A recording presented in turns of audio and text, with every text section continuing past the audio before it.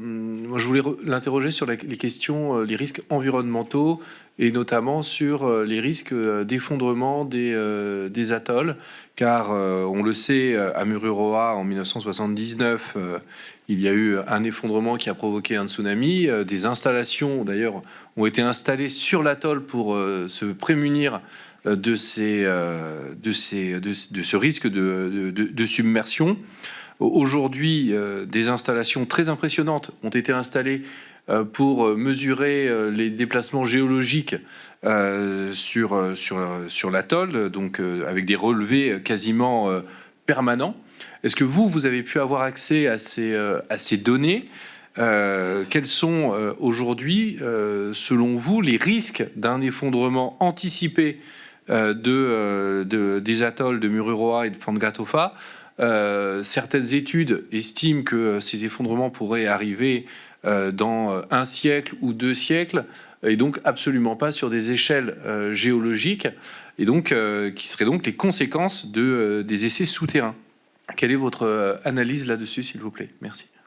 Je remercie tout d'abord les députés polynésiens pour leur initiative de mettre à l'ordre du jour la question des essais nucléaires en Polynésie française, portant à la fois sur l'indemnisation des victimes directes, indirectes et transgénérationnelles, ainsi que sur les réparations environnementales.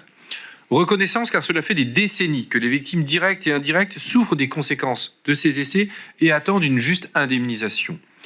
En plus des victimes, ces essais ont occasionné de grands dégâts environnementaux. Ma question portera plus spécifiquement sur la dépollution de l'atoll d'Ao, qui a abrité un centre de logistique de suivi des essais nucléaires, ce qui a engendré l'arrivée de 2500 personnes sur un lieu qui était habité auparavant par seulement 200 personnes. Cela a créé un bouleversement écologique majeur de l'écosystème, mais aussi économique et social. Aujourd'hui, il subsiste une pollution au plutonium liée à la piste aérienne qui a été construite à cette occasion. Les avions renifleurs utilisés pour mesurer la radioactivité dans les nuages de l'explosion ont été nettoyés en bout de piste. L'eau contaminée a imprégné la dalle qui est toujours radioactive. Lors des discussions de la LPM, le ministre des Armées, Sébastien Lecornu, avait indiqué que le travail de dépollution était toujours en cours. Ma question est donc simple. Quel est le calendrier relatif à la dépollution de la dalle Vautour de Ao? Quels sont les moyens mis en œuvre?